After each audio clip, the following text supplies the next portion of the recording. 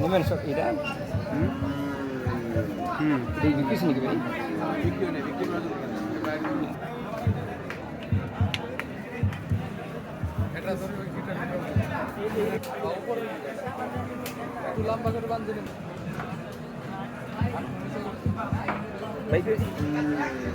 হরজতপুর হাট থেকে সবাইকে শুভেচ্ছা জানিয়ে শুরু করছি। দর্শক, এই হাটটি কেরানীগঞ্জ ঢাকায় অবস্থিত। তো আমি একটু কথা বলি ভাইয়ের সাথে। ভাই আসসালামু আলাইকুম, ভালো আছেন?